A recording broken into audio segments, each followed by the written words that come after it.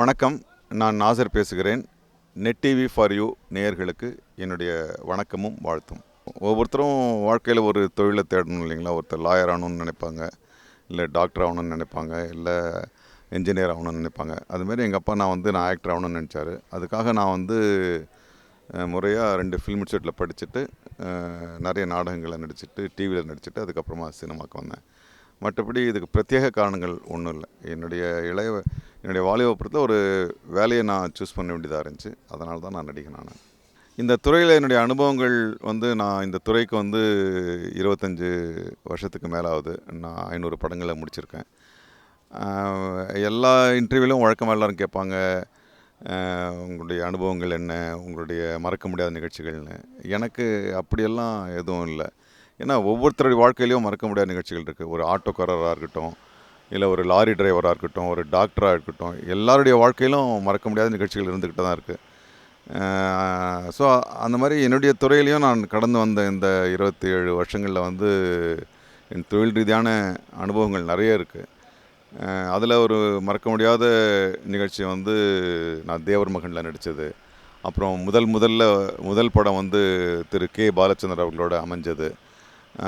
அப்புறம் கமல் சாரோட நாயகன், அதுக்கப்புறமா அவரோட குருதிப்புணல். இது மாதிரி நிறைய மறக்க முடியாத நீண்ட நிகழ்ச்சிகள் எங்கிட்ட இருக்குது. எல்லாருடைய வாழ்க்கையும் சம்பவங்களால் நிறைய பெற்றது தானே.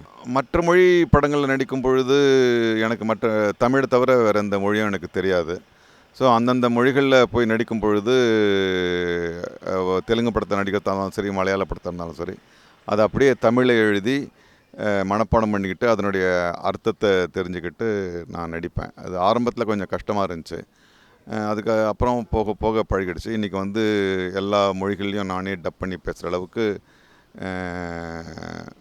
முன்னேறி இருக்கேன். ஆனால் சரளமாக பேச வராது எனக்கு. என்னென்னா மற்ற படங்களில் நடிக்கும் பொழுது அந்தந்த மொழி சார்ந்த இலக்கியங்களை, தமிழில் மொழிபெயர்த்த இலக்கியங்களை படிப்பேன். அதனால் அந்த மற்ற மொழி படங்கள் நடிக்கிறதுனால அது எனக்கு ஒரு பெரிய அனுகூலம், அந்தந்த மொழி இலக்கியங்களை படிக்கிறது. பாகுபலி படம் இன்றைக்கி இந்தியாவை இந்திய சினிமாவை ஒரு உலக அரங்கில் கொண்டு போய் வச்சுருக்கு. ஏன்னா மிக பிரம்மாண்டமான படங்கள் ஆங்கில படங்கள் தான் எடுக்க முடியும், ஹாலிவுட்டில் தான் எடுக்க முடியுன்ற ஒரு கனவு இன்றைக்கி தகர்ந்து போச்சு. ஒரு இந்திய படமும், அதுவும் குறிப்பாக ஒரு தென்னிந்திய படம் இவ்வளோ பிரம்மாண்டமாக இவ்வளோ நேர்த்தியாக ஒரு படம் எடுக்க முடியுன்றதை நிரூபிச்சிருக்கு. அந்த படத்தில் நான் சம்மந்தப்பட்டதில் உண்மையாகவே நான் ரொம்ப மகிழ்ச்சியும் பெருமையும் கொள்கிறேன். இல்லை, ஒவ்வொரு காலகட்டத்தையும் புதிய தலைமுறை திறன்கள் வந்துக்கிட்டு தான் இருக்குது சினிமாவில்.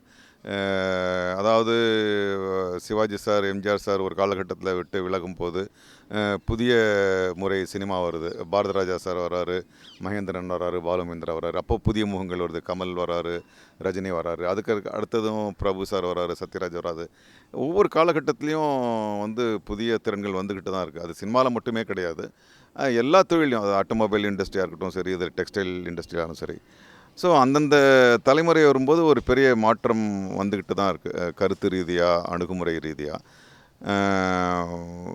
இப்போ இருக்கிற இந்த இளைய தலைமுறை ரொம்ப புத்திசாலித்தனமாக இருக்காங்க, மிக கடும் முயற்சி பண்ணுறாங்க. ஏன்னா இன்றைக்கி சினிமான்றது ஒரு அரங்கில் எடுக்கிற விஷயம் இல்லாமல் உலகம் பூரா ஓடி ஓடி எடுக்கிற ஒரு விஷயமாக மாறிட்டுருக்கு. அப்புறம் இன்றைக்கி நிறைய படித்த இளைஞர்கள் வந்திருக்காங்க. நிறைய தமிழ் சினிமா உலக அரங்குக்கு போகுது, நிறைய ஃபெஸ்டிவல்ஸ்க்கு போகுது. நிச்சயமாக ஒரு பெரிய மாற்றம் தான். அந்த இளைய தலைமுறை ஒவ்வொரு காலகட்டத்திலையும் வந்துக்கிட்டு தான் இருக்கும். ஸோ இப்போ இருக்கிற இளைய தலைமுறை எங்களை விட நாங்கள் இளைய தலைமுறையாக இருக்கும்போது நாங்கள் எப்படி ஒரு புதிய புத்திசாலித்தனமும் புதிய அணுகுமுறையும் கொண்டு வந்தோமோ, அதேமாரி இவங்களும் வேறு ஒரு அணுகுமுறையும் வேறு ஒரு புத்திசாலித்தனத்தையும் கொண்டு வராங்க. அவர்களுக்கு என்னுடைய பாராட்டுதல்கள். வெளிநாட்டில் வாழ்ந்தாலும் தமிழர்கள் வந்து தமிழ் படத்தை நம்ம தமிழ் படம் ரசனையோடு தான் அவங்களும் பார்க்குறாங்க. வெளிநாடு போகிறதுனால அவங்களுக்கு ரசனை மாறுறது கிடையாது. இங்கே எப்படி ரஜினி சார் படம் இங்கே எப்படி ரிலீஸ் ஆனால் ஒரு பெருங்கூட்டம் கொடுத்தோ அதேமாரி தான் வெளிநாடுகள்லேயும் போகுது. ஆனால் ஒரு படம் ரிலீஸ் ஆன டைமில் நான் வெளிநாட்டில் இருந்தது கிடையாது. ஆனால் ஒட்டுமொத்தமாக தமிழ் சமுதாயத்துக்கு ஒரே மாதிரி ரசனை தான் இருக்குதுன்னு நான் நினைக்கிறேன். ஏன்னா அவங்க ஒரு பெரிய பாப்புலரான ரஜினிகாந்த் சார் படம் வரும்போதும் ஒரே மாதிரியாக பார்க்குறாங்க. காக்கா முட்டை மாதிரி ஒரு மிக வித்தியாசமான படம் வந்தாலும் எல்லாரையும் பார்த்து அதை பாராட்டுறாங்க. ஸோ வெளிநாட்டில் போகிறதுனால தமிழர்களுக்கு ரசனை மாறுதா அப்படின்றது எனக்கு சரியாக சொல்ல தெரியல. எல்லா இடத்துலையும் ஒரே ரசனை தான் இருக்குது. சின்ன வயசு அனுபவங்க வந்து எனக்கு பிரத்யேகமாக ஒன்றும் கிடையாது. இந்த நிகழ்ச்சியை பார்த்துட்ருக்க உங்களுக்கும் எனக்கும் உங்களுக்கு என்ன சின்ன வயசு அனுபவம் இருந்துச்சோ அதே தான் எனக்கு அனுபவம் இருக்குது. எனக்கு பிரத்யேகமாக ஒரு அனுபவம் கிடையாது. நான் செங்கல்பட்டு பக்கத்தில் ஒரு சின்ன கிராமத்தில் இருந்து வந்தேன். அந்த கிராமத்து சூழல் நாங்கள் சின்ன வயசாக இருக்கும்போது எங்களை சுற்றி இவ்வளோ குப்பை, இவ்வளோ பிளாஸ்டிக் எல்லாம் கிடையாது, இவ்வளோ ஜன நெரிசல் கிடையாது. இன்றைக்கி வந்து எங்கே பார்த்தாலும் குப்பைன்ற மட்டும்தான் நான் பார்க்குறேன். நான் என்னுடைய சின்ன வயசில் அப்படி பார்க்கல. இன்றைக்கி வளர்கிற சின்ன குழந்தைங்க எல்லாருமே தன்னை சுற்றி குப்பையும் சாக்கடையும் தான் பார்க்குறாங்க. இது ஒரு அவலமான விஷயம் நான் நினைக்கிறேன். எனக்கு ஃப்யூச்சர் பிளான்ஸுன்னு எதுவும் கிடையாது. என்னுடைய தொழில் வந்து யார் என்கிட்ட வந்து சார் இந்த படத்தில் ஆக்ட் பண்ணுங்கன்னா அந்த படத்தில் எவ்வளோ சிறப்பாக ஆக்ட் பண்ணணுமோ அதுதான் போயிட்டுருக்கு. இன்னமும் படங்கள் நடிச்சிட்ருக்கேன். எவ்வளோ சிறப்பாக என்னால் பண்ண முடியுமோ.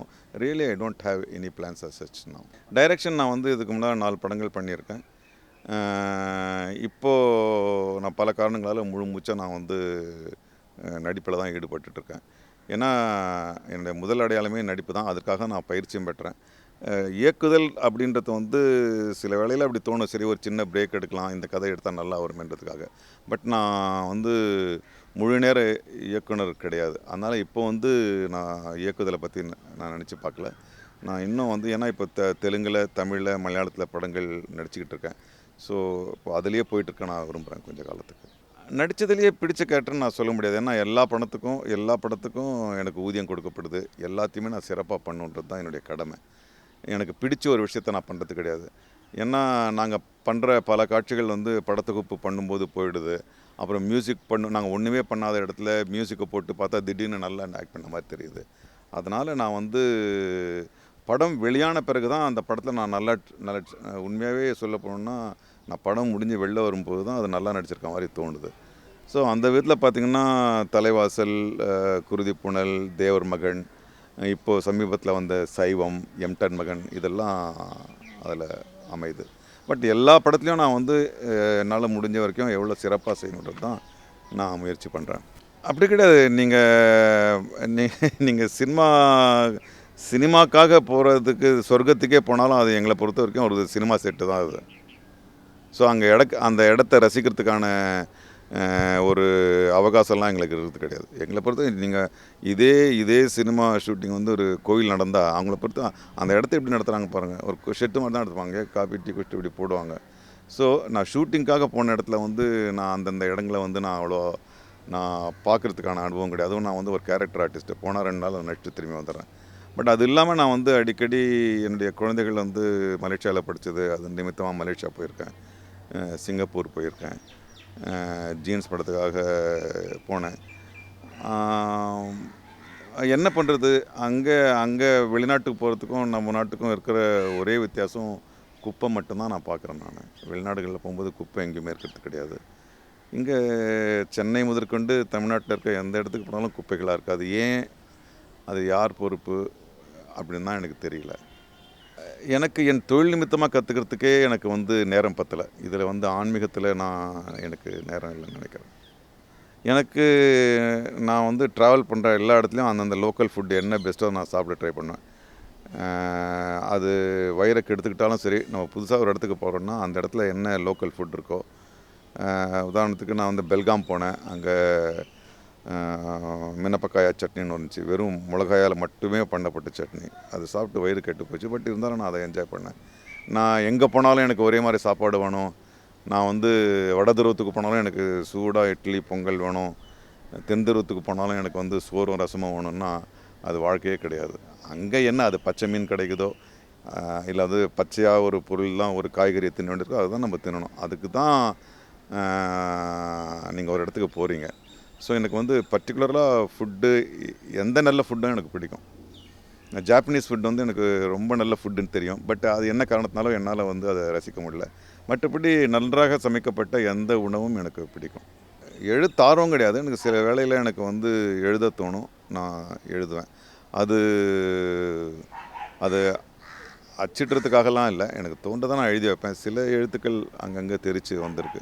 மற்றபடி எழுத்து ஆர்வம் உண்டு. அது வந்து ஒரு தொழில்முறையான ஒரு நேர்த்தியான எழுத்தாக நான் கருதலை.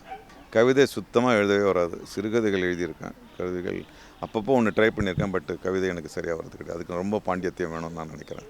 நெட் டிவி ஃபார் யூ நேயர்களுக்கு என்னுடைய நன்றி, வணக்கம், வாழ்த்துக்கள். இந்த சுடுகாடு பராமரிப்பு துறைன்னு ஒன்று அரசாங்கத்தில் ஆரம்பிச்சு அதில் நம்ம மாதிரி அமைச்சரை போடணுமையா? சுடுகாடு யாரையா பராமரிக்கிறதுன்னு சொல்லுவேன். முடி வெட்டிட்டில நீ நடிகன் தான் அப்படின்னா, யா நான் நடித்து யார் பார்க்க போகிறது, நீ யார்? டேய் சொன்னா கேள்டா, தலையில் எவன் கண்டினியூட்டிக்கு முடி வெட்டுறான்னு அவன்லாம் நடிகராக இருக்க முடிச்சான். என்ன நீ